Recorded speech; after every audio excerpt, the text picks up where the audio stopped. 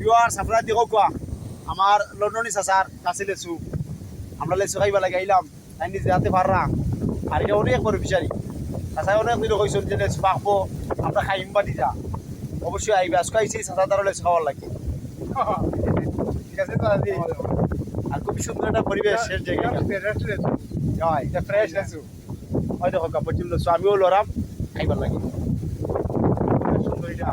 আপনার এই পারগুলা বিচারি আর অনেক সুন্দর পরিবেশ অনেক বড়